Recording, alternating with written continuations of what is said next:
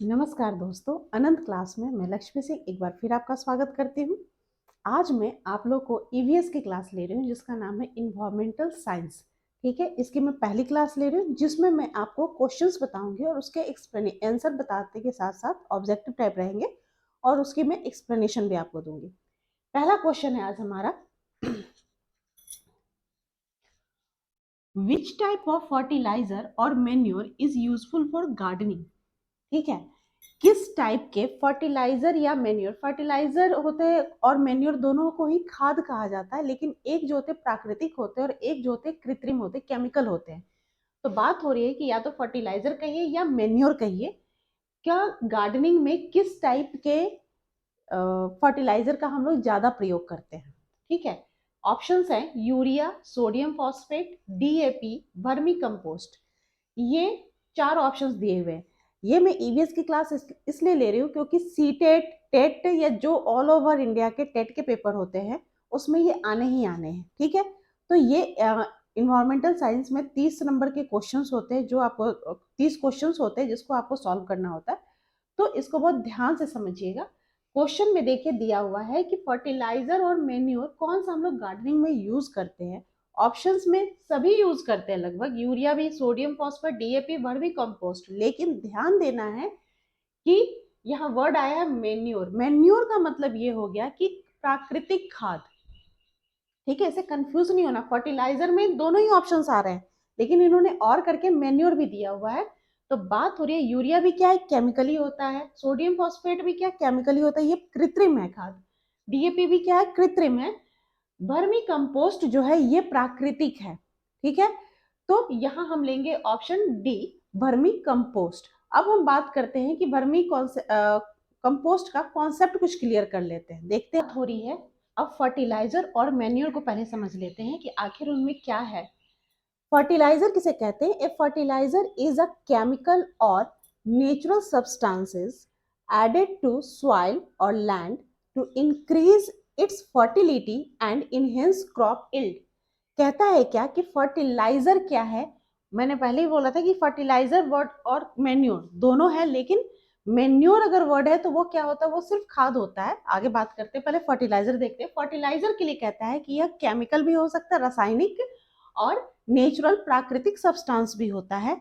इसे हम क्या करते हैं, सॉइल, मिट्टी में इसको ऐड करते हैं और लैंड में, टू इंक्रीज द फर्टिलिटी, मिट्टी की उर्वरता को बढ़ाने के लिए, ताकि उपज उसमें अच्छी हो सके, fertility and enhance crop yield, ताकि प्लांट का ग्रोथ, फसल की ग्रोथ अच्छी हो सके, वह फर्टिलाइजर है। अब बात हो रही है मैन्योर की। मैन्योर के लिए कहता है कि manure is an organic matter. Organic matter ये क्या था, केमिकल एंड नेचुरल सब्सटेंस था, और ये इसके लिए बात हो रही है कि ये जैविक है। ठीक है, जो जीव से हमें प्राप्त होता है।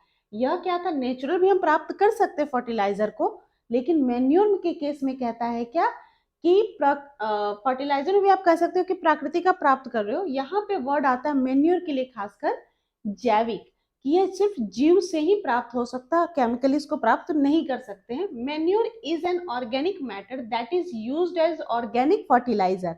इसको हम लोग फर्टिलाइजर वर्ड देते हैं। किस तरह का फर्टिलाइजर बोलते हैं, ऑर्गेनिक फर्टिलाइजर इन एग्रीकल्चर। ठीक है, कृषि में यह बहुत क्या कहा जाता है, ये ऑर्गेनिक फर्टिलाइजर का काम करता है। अब इसकी एक्सप्लेनेशन देते हैं, क्योंकि मैंने आंसर आपको बताया वर्मी कंपोस्ट इसके बारे में। तो वर्मी कंपोस्ट कैसे हम लोग प्राप्त करते हैं, इसका हम लोग आंसर देखते हैं। एक्सप्लेनेशन, वर्मी कंपोस्ट आखिर है क्या। Vermi compost is produced by earthworm. Earthworm जिसको हम लोग हिंदी में कहते हैं केचुआ। ठीक है, तो केचुआ से प्रोड्यूस किया जाता है। when they decompose their organic matter and excrete the waste। आप देखे होगे जो खेतों में कभी आप गए होगे तो उस खेतों में आप देखोगे कि केचुआ जब चलता है आगे तो धीरे धीरे वो मिट्टी छोड़ने लग जाता है। ठीक है, और कभी भी किसान जो होता है कभी भी केचुओं को वहां से हटाता नहीं है, वो केचुओं को उसमें रहने देता है। केचुए क्या करते हैं ना, ऊपर नीचे मिट्टी को कर देते हैं। अब आप खाद जब देते हो, यूरिया डालते हो या सोडियम फॉस्फेट या डीएपी डालते हो, तो इसमें क्या है, कहीं ना कहीं मिट्टी की उर्वरता कम हो जाती है, फर्टिलिटी कम होने लगती है। लेकिन ये जो केचुआ होता है, अर्थवर्म होता है, ये मिट्टी को क्या करता है, जैसे जैसे आगे चलता है ये मिट्टी को उलट पुलट कर देता है। तो ये जो पीछे मिट्टी छोड़ता है ना ये, ठीक है, तो मिट्टी जो ये उसका जो वेस्ट चीजें अपने शरीर से जो वेस्ट निकालता है, एक्सक्रेट करता है, वो क्या करता है, ये ऑर्गेनिक मैटर का काम करता है। यही होता है वर्मी कंपोस्ट। और जब वो केचुआ मतलब मर जाता है उसी खेत में, तो उसकी जो बॉडी होती है, शरीर जो होता है, वो बिल्कुल पतला सा होता है, लपलपा सा होता है, वो मिट्टी में ही मिल जाता है, और वो भी क्या होता है, खाद का काम करता है। तो कहता है कि vermicompost is produced by earthworm when they decompose, जब वो खत्म हो जाता है the organic matter and excrete the waste, और जो वेस्ट वो निकालता है अपने शरीर से। ठीक है, आप इस चीज को देखना, अब तो बहुत कम लोग खेतों में जाते हैं, बट ये खेत में किसान जो होता है अपनी फसल जब वो लगाता है, तो लगाने से पहले जो मिट्टी को छोड़ देता है, तो उसमें जो केचुए है तो उनको कभी वो हटाता नहीं है। ठीक है, वो बहुत ही अच्छे वर्मी कंपोस्ट और मेन्योर, एक अच्छे ऑर्गेनिक फर्टिलाइजर देने का बहुत अच्छा जरिया होते हैं अर्थवर्म। इसमें कहता है क्या कि vermicompost is an organic fertiliser that has no harm to either environment, कोई हार्म नहीं करता है, और ह्यूमन बीइंग। वह जो होती है कि आप यूरिया देके, फॉस्फेट देके या डीएपी देके फसल की आप वृद्धि तो कर लोगे, लेकिन धीरे धीरे मिट्टी की क्या होती है, उर्वरता कम हो रही है, और जो आप सब्जी उगा रहे हो उसके अंदर जो फसल आपके अंदर हो रही है, तो वह क्या होती है, वो अच्छी नहीं होती। वो खाते तो क्या होता है, वो हमारे शरीर में ही तो जा रहा है ना केमिकल। तो कहता है क्या कि दैट्स वाई कहा जाता है कि vermicompost is useful for gardening. Question हमारा यही था कि गार्डनिंग के लिए कौन सा खाद इंपॉर्टेंट होता है, तो क्या क्या होगा आंसर हमारा, वर्मी कंपोस्ट। चलते चलते हम लोग देख लेते, तीन ऑप्शन मैंने और भी दिए थे, डीएपी, सोडियम फॉस्फेट और यूरिया।